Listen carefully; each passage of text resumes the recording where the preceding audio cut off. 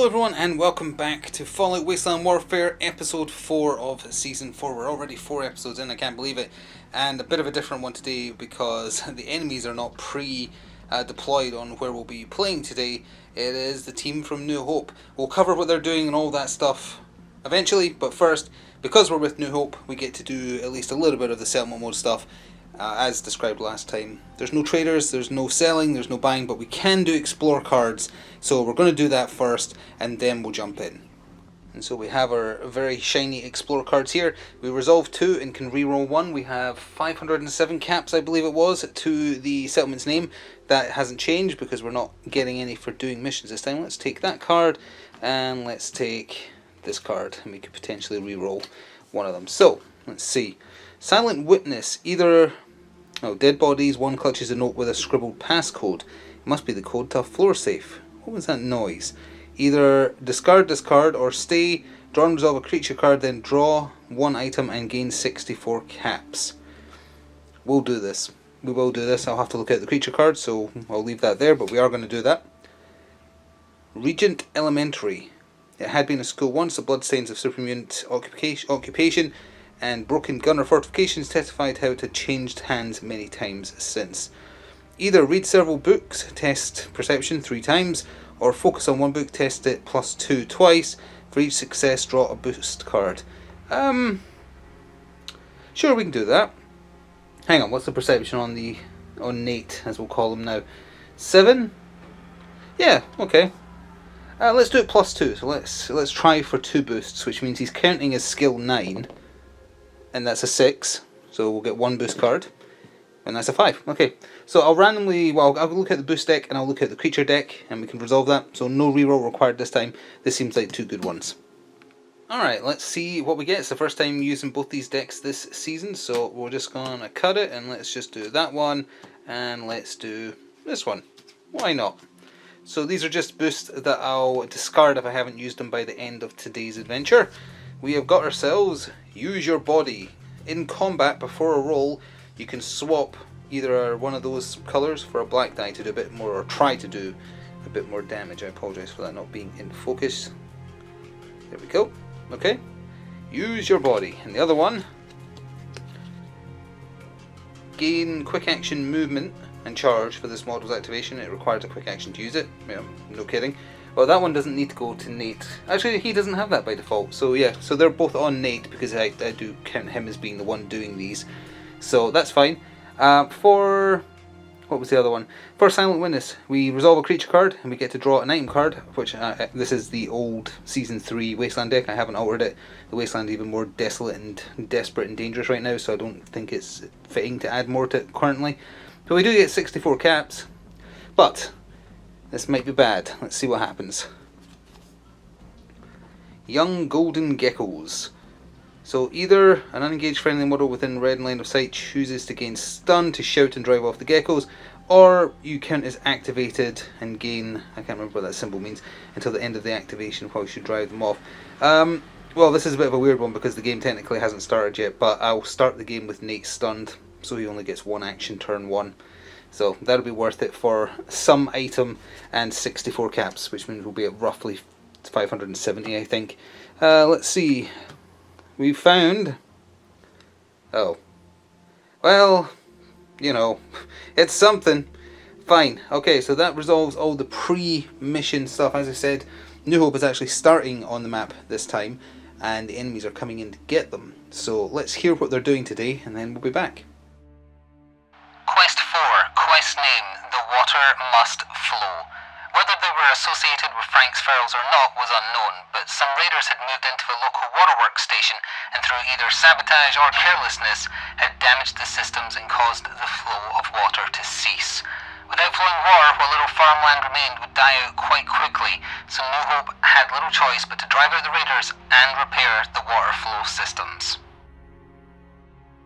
And so that is how it's happening today. We're back with more water troubles. They are here in the water treatment facility, and New Hope's goal is to 1, fix whatever the problem is, and 2, to lock out the system so no one can mess with it again. Hence why we are seeing our first appearance this season of the Free Tech, who will be spending his time working at that computer. He will defend himself if he has to, but otherwise he will not be activating. He is working that console. The idea here is everyone else is trying to keep him safe from raiders who are going to be coming in and getting them. So along with the free tech, who as I say will not actually be getting an activation unless he has to defend himself, he's got his combat shotgun. But we have ourselves, well, we have Nate here, as we already covered. He's got his Hunter's Hunting Rifle, Grognak's Sword, and a hunting revolver.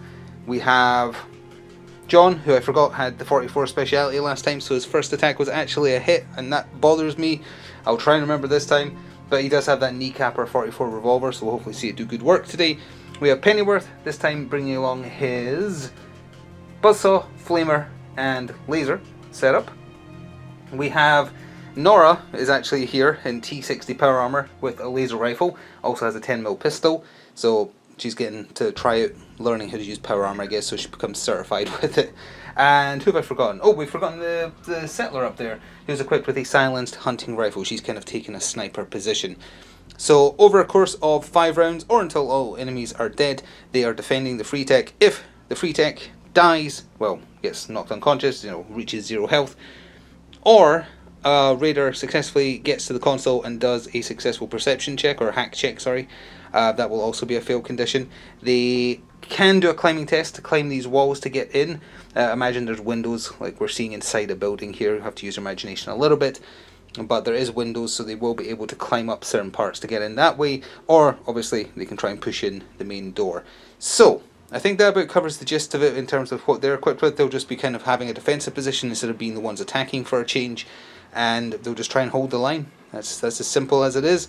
That means we kind of have to go over who the enemies are and how they're going to be spawning as a loud truck appears outside. So let's go to a quick word from my channel sponsor, and then I'll be back. This video is sponsored by Noble Knight Games. Check out the video description below for an affiliate link that will take you through to their store, and it will help me out as well. Thanks. So it is once again raiders this time, because raiders are taking over the region, so they have the control. And this is the assortment of enemies that will be spawning right from the start.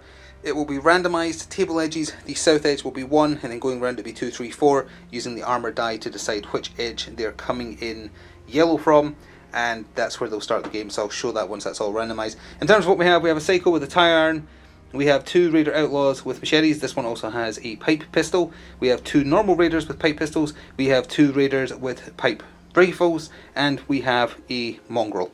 Simple as that. So that is 8 of them versus technically 5, because the free tech will not be counting since they're not getting a standard activation. So outnumbered, potentially outgunned, probably not outgunned. Probably, because they're all pipe pistols and stuff. But they only need to get the free tech or get the console he's at. So they'll have to make sure he's safe. And yeah, I think that about covers it. So I will randomise using the armour die, and then I'll show you where they all ended up. Alright, a wide shot for this one because we have to show where all the raiders ended up. So one of them with a pipe rifle is right here. The other one with the pipe rifle is down here, as is the one with machete and pipe pistol. The other one with the pipe pistol is actually up here. You can just about see them through here. One with just the machete is up there. Apologies, I needed to sneeze. Then over here, which is unfortunate because it's the closest corner and it means they'll be getting into the action nice and quick, is the mongrel, the other one with the pipe pistol, and the Psycho with the tire iron. So, or pipe wrench, sorry, whichever it was I said earlier. So they're the biggest threat. I will be getting first activation though, because there's only 5 for New Hope here. Also, remembering their super armor this time, unfortunately Nate is stunned, so he only has the 1 action, but he, John, and Nora are getting the 1 super armor as per the settlers rules. So with that, I think we're ready to jump in. Turn 1 of 5 unless the raiders get wiped out or we lose before that. And here's hoping we don't, because that water is very much required for a settlement to exist. Let's see what happens. So I'm going to add a little bit about who I want to activate first. I'm going to go with Nora because statistically highest probability that one of these 3 is going to activate and they're going to lock her in combat. So might as well fire with her first. She's pretty safe in the power armor if they do get into close combat anyway. So I'm going to have her shoot at the mongrel because that it can just charge from right where it is. So laser rifle, and that is black, blue, and she's hitting on 5, still using the day 1 survivor card for her until she gets a bit more experience. And that would be a 10, unfortunately, so that is a miss. and it would have been, what, 3 damage, plus the nuke on a laser rifle is nothing. You're looking for bottle caps with the updated rules for laser rifles, but we're not going to get to see those right now because she managed to whiff. We're just going to fire with the other shot, I guess. She could move back. No, we'll fire twice. Definitely not going to kill the dog in this one. She crit failed with a nuke. How very fitting. That's not a good start, Nora. That's not a good start at all. Well, it was actually the Raider Outlaw down here that was randomly selected to act. If any of them roll for objective or anything that isn't attack, they're going to focus trying to get to the free tech, by the way. But attack is just murder, death, kill, whatever's closest for their AI. So, after a yellow move, he was well within his green charge distance, and I am using the right card this time, for the Outlaw to get into close combat with Pennyworth. Randomly selected what kind of die he would take for his charge bonus. It's a green one, but he doesn't get to attack this turn. Well, next I'm going to activate the Settler up here to do a little bit of sniping while all her targets are currently out of short range. Although short range is good armor piercing with a hunting rifle, long range though is good chance to hit because you're getting double green. And I'm going to shoot at the Raider right here with the pipe pistol. Was going to be the dog, but it's not going to do enough damage. So if she gets both hits on him and it does full damage, it will just kill him. So I thought, why not? So turn her slightly. That's who she's shooting at, and this is on 6s. And that is a 9, unfortunately. That comes down to an 8-7. Oh no. Okay, well, second shot. That time it is a 6. Breaks 1 armor, which is all the Raiders have, I think. Oh no, they have 2. So that brings them down to 1, and it's 3 damage. And it is 3 damage. Unfortunately, doesn't kill him. Leaves him on 1 health. But that's okay. I really needed both hits to land, but what can you do?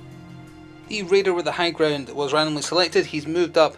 From where he is, he can't see the free tech because of the angle and how tall that wall is, so there's no visible line of sight. With the black range on that pipe pistol though, he can definitely see and target John. Clear line of sight as well, so no cover or anything like that. Pipe pistol is 2 black dice, potentially good damage, although 1 base damage. And that is a 7, which is not good enough, and he only gets to 1 attack because he moved. So, okay. Bad dice rolls for both sides today. Let's see if we can finish off that Raider. John activated, had him hop the wall there, even with reduced movement. It's still very doable to get there. And there's a dog's hair right there that needs to be removed. But it's not a climbing test because it's too small for that. And I'm remembering his speciality with .44 revolvers this time. So he is hitting with that kneecapper on 6s, not 4s like I did last time. And that's where he's rolling. So fairly good chance. Let's see.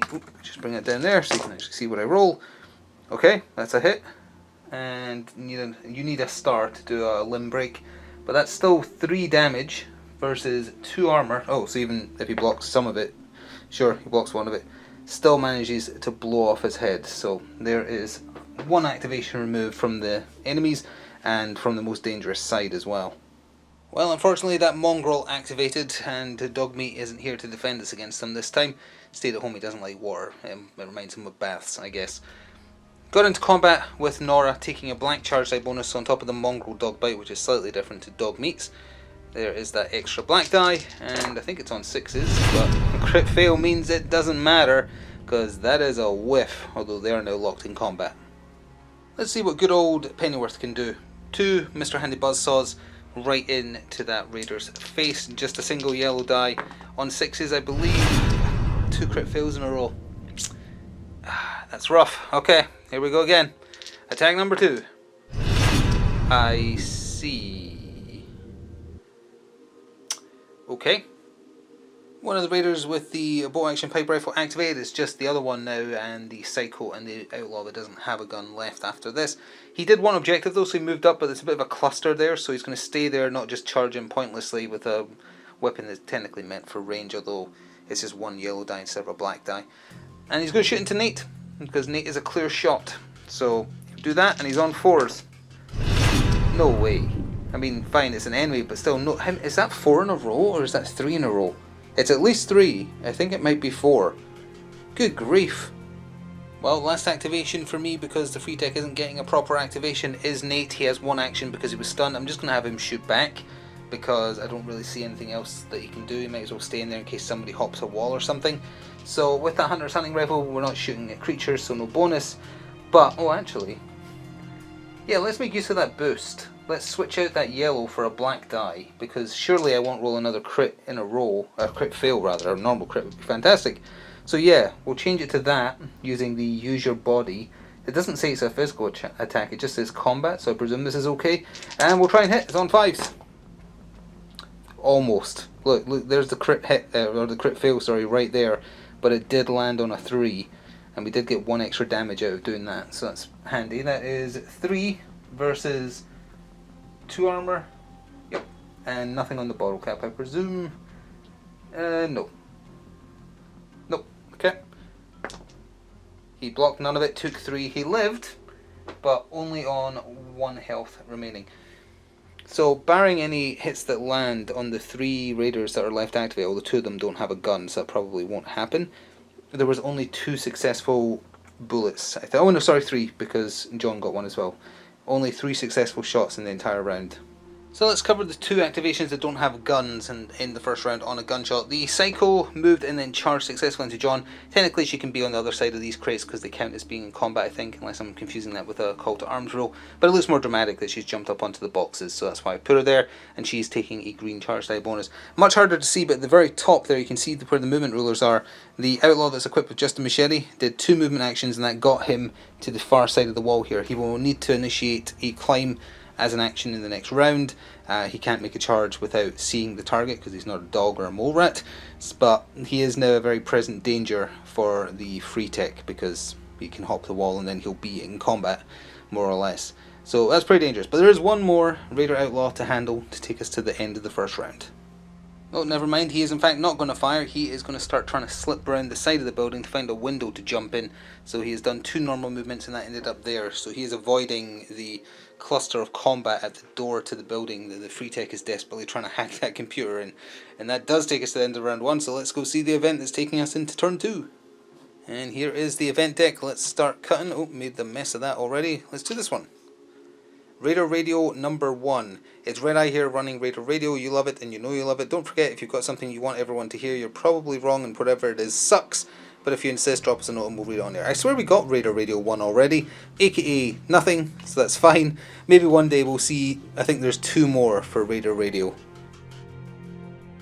So I wasn't sure who I wanted to go first with, and I am because we're still outnumbered. I've decided on Nate because I feel like he can do a lot of good work, assuming we don't roll another bunch of crit fails. I'm going to start with his hunting revolver into the wounded raider just to try and remove them.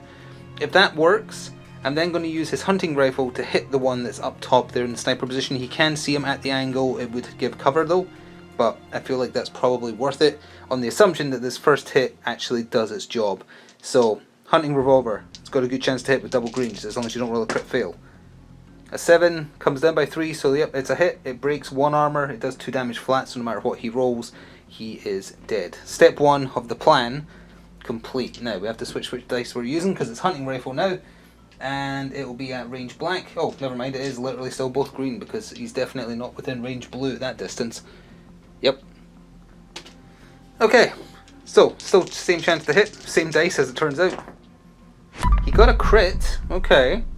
So that's 3 damage going in against 3 armor because of the cover, and even with the extra chance to, or difficulty to hit in cover, crit doesn't matter. So he actually blocked all 3 of it with the extra armor from the cover. Unfortunate, but he still managed to take out 1 activation, so I'm okay with that. Well, the first raider randomly selected was the Psycho with the lead pipe. I keep getting lead pipe, wrench, and tire iron all mixed up, but it is a lead pipe she has, which is normally just a blue die. She's going to try and do John a damage, but first swing has that green die thrown in from her charge bonus, and she is hitting on massive 7s. She is angry, and that's a 7 on the dot. Bottle caps do anything for you? They do not. You need the star or the nuke. But that's still 3 damage against John, who currently with that super armor is 2 plus 1. So it's only the plus 1, so he takes 2 damage. And that goes there. The super armor goes away. Whoops. These little tiny icons. That's the part I have not missed of playing this game. They're so little. Charge bonus goes away, and then we have 1 more swing. Then it hits, and the bottle cap was nothing again. It's 2 flat damage versus 2 flat armor. He fails. That is 2 more damage. John Wick, you sure ain't. So that is 4 damage. Luckily, John is pretty tanky. He has 7 health, so he's got 3 left. So although you can't see the threat, I assure you there is a Raider Outlaw right against this wall with a machete there. So I've moved the settler so that she can just get a clear line of sight of him, sadly in short range, although the hunting rifle is okay at short range. Still doing 2 damage base and throwing in armor breaks instead of green dice, so high chance of removing the armor, very low chance of it doing some extra damage, just to try and soften him up a bit before he tries and climb that wall. So this is on 6s. Let's pull back a little bit and zoom down so you can see the roll on 6s. Only 1 shot because she moved. That's a hit. Breaks 1 armor, so that's 2 damage versus 1 armor. So she's going to do something. He blocks 1, takes 1. Fair enough. 3 health left. So that unseen danger, the Raider Outlaw that is right smack dab here with 1 damage on him now. That was the one that was randomly selected to activate. He is doing a climbing test to scale this wall here. It's a simple just test agility. If he messes it up, because it's just kind of hopping a tall wall, I am going to put him on the other side, but he takes black die of damage because it's up to yellow. Sorry, up to orange height. You take yellow. Up. I will be able to finish the sentence eventually. Up to orange height distance, you take black die. Then it becomes yellow, which is black plus 1, and it keeps getting worse the taller you fall. Anyway, his agility is 4, so that's a 6. So he messes up. He climbs the wall, gets in a window. Does it a bit too overzealously, trips, still ends up here. Technically he should not be engaged in combat, so they are going to be slightly separated, they're not going to be base to base. And he takes black die of damage, which could be 0, to be clear. No, it's 1, okay. So that's 2 damage on him in total now, I'll switch that out in a second. He's got 2 health left, but that is obviously now the biggest threat to the free tech. He still isn't getting an activation unless he has to defend himself. Let's see if we can get some payback with John here. Using his 44 revolver, his speciality with the 44 means that counteracts the negative to using a pistol in close combat without any kind of special rule. So the kneecapper special, but counteracting, it just comes down to his base skill, which is a 4, which isn't great, but hey, let's give it a go. And it gets to attack twice. That is unfortunately a 9, so that's nothing. That's bupkis. It would have been 2 extra damage as well. That could have been a 1 shot. And second shot. That's even worse. Well, that's 2 whiffs. That's unfortunate. Well, speaking of threats, this Raider Outlaw has made it to the wall, so their other action is going to be a climbing test to scale a different window that, again, you just have to use your imagination to be there. Same stat card, so it's agility test on a 4. And he made it. So he is safely unhindered and in the room. That is very dangerous now for the free tech. So that's genuinely concerning me. We might just insta-lose if the free tech gets absolutely destroyed. He only has 4 health, 1 armor. So in hindsight, I should have given him power armor. I'm going to go with Nora and I'm going to have her pull away from combat and then shoot at the Raider that she has a chance of hitting and killing.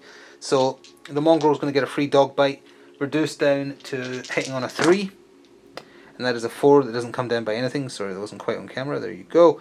But that does mean it misses, so she can move away. Orange, it's fine. I just need her to have line of sight, basically, and try and kill that Raider Outlaw. And with that laser rifle she's got, it'll be black plus blue, so it's the same dice more or less, just sends the yellow one. She really needs to hit this. Really, really does. So it's on 5s. Let's see. Come on. Nora! I think every single time Nora's attacked it's been a crit fail, hasn't it? I think literally that's true. Nora, come on. The nuke wouldn't have done anything. Yeah, okay. It's going from bad to worse. You know that mongrel that she just pulled away from? Well, it activated, and John is now the closest threat, so charged right on in against him, and is dogbiting him, taking a black charge die bonus. I forgot there's also supposed to be a green in there because John is outnumbered in combat. This is not good. This is not... Look at this assortment of dice. Let's just bring this down here and see what we roll. Well, it's obviously a hit. Oh, John's dead, I think. That's 3 base damage. Breaks both his armor. I think the bottle caps do something on a dog bite. No, it would have cancelled prepare. But that's still 3 damage. No armor. So, yeah. Good job, Nora. That's him out of the combat. Well, this is going very poorly. My last activation of the turn is Pennyworth. I'm just going to have him swing at that Raider that hasn't activated against him yet. So Buzzsaw twice. On 7s, good chance to hit. Never talk before rolling. There's another crit fail. Well, I've got a good feeling about this one. Okay, this time I was correct. It was a crit. No, he doesn't generate anything extra. So that is just 2 damage versus 2 armor. And he blocks 1, takes 1. Well, that Raider's getting a chance to swing back at Pennyworth, and then that leaves the one with the high ground. His first attack with that machete of his is getting an extra green for his charge die bonus on 4s, I think it is. Let's see, he is a normal Raider, so no, sorry, he's a Raider Outlaw, so it is on 4s, yeah. That's a 7 that comes down by nothing. We lose a green die, and he tries again. And that is a crit fail with a quick action, but there's nothing with a quick action he could do that would be relevant, so it's just over to the other Raider now.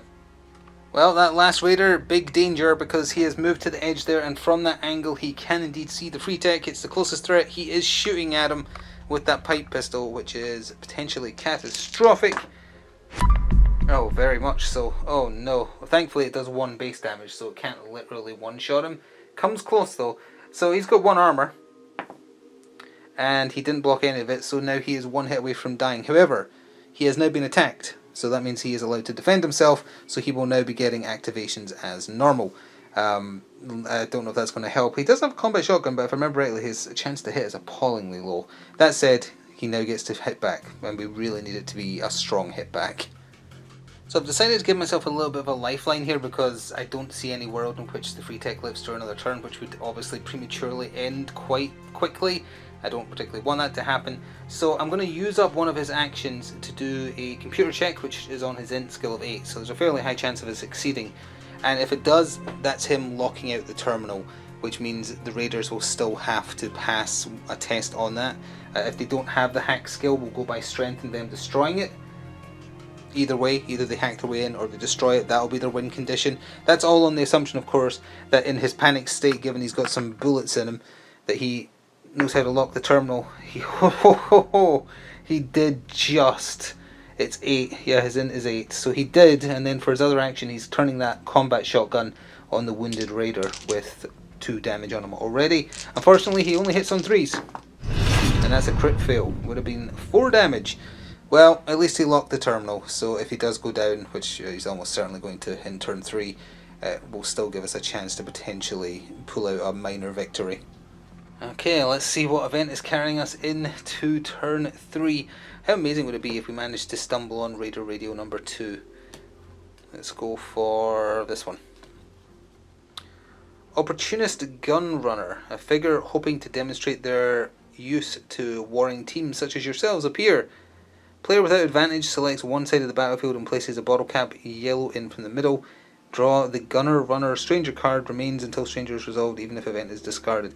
That would mean having to look out that card, so I'm actually just going to do a reroll on that one because I don't know specifically where that card is, unfortunately. So let's just draw one right here. Oh, it's so much worse. Its turret awakens. From beneath some junk, a long forgotten turret starts to return to life, awoken by nearby activity. Scatter a token blue from the battlefield centre. This is a machine gun turret MK3, which is dormant. So the turret is now live. Okay, so it's blue from the middle. We'll do that live at the top of the next round. So as we start the next round, we have this turret that has remained dormant. In the middle of the map is approximately there, but it scatters blue. So I have the old scatter die that I use from an ancient edition of 40k. It's scattering, okay, that's not bad. So it's going to be roughly where the Raiders came in, down here.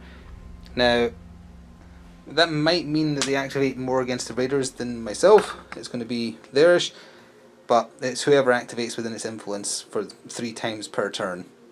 So as we begin round 3 proper, just as a note, the MK3 turret its influence range or awareness range is blue, so really it's only seeing up to the door here, which might be relevant for depending on which Raiders activate or who activate. I'm going to activate the free tech now that he's a free man to activate, because he's going to try and kill that Raider again. He's just going to shoot that shotgun into his face twice, and hopefully some buckshot will actually find its target.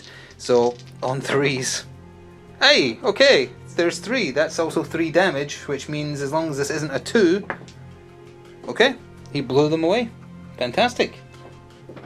About time. And he gets another shot. I guess we'll just have to go for the nearest threat, because... he's doing what he can. He's going out like a boss.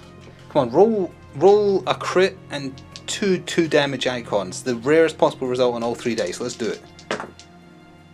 Sadly not. It's a 6, well, a 7 that comes down to a 6 with the -1 that die was on before I knocked it.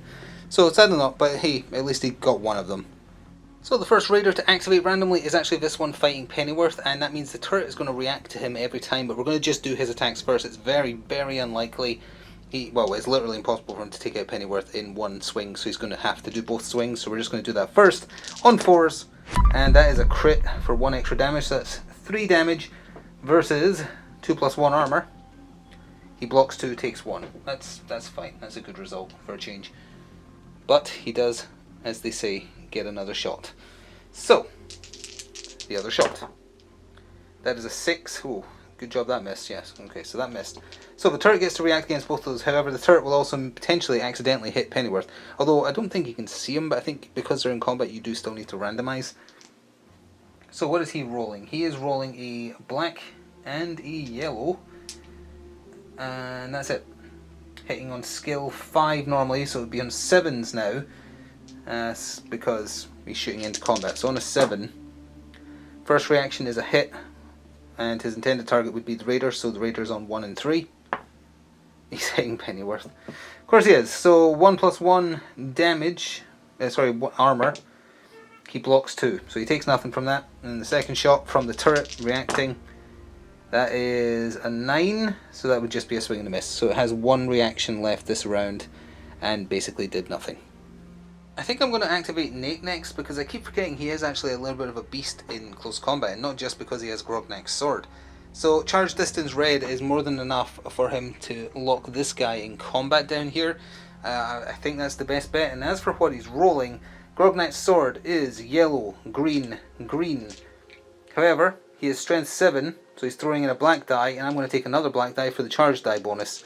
So that is what he's rolling, and he's hitting on a 7. So I keep forgetting that Nate does do better in close combat than he does in range. I shouldn't say that before rolling. That was almost a crit fail again. Look at it. Oh, sorry, you can't quite see. The crit fail is right there. It did, however, land on a 6. So that, and it came down to a 4.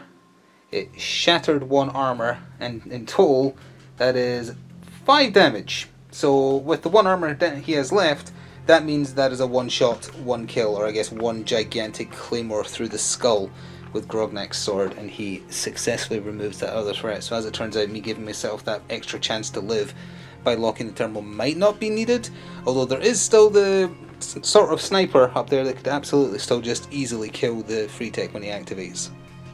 The mongrel activated and has charged back into Nora, taking a green charge die bonus on top of the normal dog bite that he does, or mongrel bite I should say, and a 6 coming down to a 4 is obviously a hit. Breaks 1 armor, the bottle cap is just cancelling repairs, so that is 2 damage versus, with that power armor, 2+1 after you subtract the 1 armor that breaks. Unfortunately didn't do anything, so just takes away 1 with the super armor. Oh no, she has her bonus super armor, hasn't been used up yet, so no damage there that time. Oh sorry, upon completing its charge action against Nora, the turret should have fired at them with its last chance to hit this round, so that was machine gun turret, black and yellow, and at that point, after the move, or after the action rather, they would be in combat, so it's on 7s again, thanks to the bonus of shooting into combat. It's a hit. 1 and 3 is the intended target, which is the mongrel, and that is a 2, so it's Nora getting hit. That is 3 damage versus 2+1 again after you take that armor break into account. She blocks 2, takes 1. Alright, it's time for a sniper fight. Settler into Raider at range. 2 green dice because it's just inside or outside the short range bracket for that hunting rifle, and it's on 6s. That die fell out, but that's fine. 7 comes down to a 5. It hits for 3 damage versus 1 armor, or 2 armor, I keep forgetting. He is a normal Raider, so it is 2. So he blocks 2, takes 1 damage. Second shot is a crit fail. And it is that Raider up there that is activating, leaving just the Psycho after that. And they're going to go after the free tech. He is the closest target, and any damage at all will kill him with that pipe pistol. And that's a crit, no matter what he rolls on his defense roll. Yep. So, boom, the free tech is out of there. That frees him up to shoot back at the Settler with his other shot. and that is a 6, which is, oh, I knocked it to a 10, but it was a 6, which is not good enough, but he's already done enough. So thanks to the Raiders losing a few bodies this round, there's only the Psycho to go, so whoever I activate next, she's definitely going next, and I've got Nora and Pennyworth. I'm going to go with Pennyworth first, just to see if we can take out that Raider, now that the turret's used up all its reactions for this turn. So on 7s, as a quick action, keep forgetting if Mr. Handy's doing anything with quick actions that are relevant. Nothing at all, actually. So that's 2 damage versus, well, down to 1 armor. With the armor break, blocks 1, takes 1. Then the other swing, that is a hit just, and it breaks both their armor. So that is a total of 3 damage. 1 there, 2 there. Perfect. You did it in the most efficient way possible. Exactly enough and no more. Good job. So I thought the Psycho was just going to go after Nora, but no, smashy schmashy technology is actually the goal. So she is going for the objective. She is going over there. I don't think she has a hacking skill because she's a jittery drug addict. Yeah, so she's just going to be trying to swing at it and doing a strength test, which is 3. So her chance of actually smashing the terminal is not super high, but we've seen how the rolls have been today. Rolling crit fails or other nasty things have been happening. So she's definitely going to have to get dealt with super early. The unfortunate thing is, it's the Raiders going first in turn 4, and she's got, what, a 1 in 3 chance of activating? Yeah, that's not good. Nora could technically pull away from combat and get into combat with her. Yeah, you know what, let's just handle Nora's turn, because that's what's going to end the round anyway. I'm going to pull away from combat with the dog again, so it's going to get a free dog bite. On, we're just down to 3s. Let's just do that right here. 8, no, okay. I'm not going to get into hand to hand, I'm going to shoot the laser rifle from there. So that's just black and blue, get rid of that yellow. And she is on 5s. That's an 8. Nothing. Okay, that takes us to the end of the round. What horrors does the Wasteland have for us this time? Yeah, let's just do this one. A passing swarm of bloat flies, dozens of them, everywhere. Maximum distance for any movement action is yellow. We're in each other's grills now, so it's not going to be super relevant, but hey, that's quite a fun one. So as we begin turn 4 of potential turn 5, remember that 1 in 3 chance that it could bite us in the you-know-what? Yeah, well, it's happening. 1 in 3 chance already rolled for it.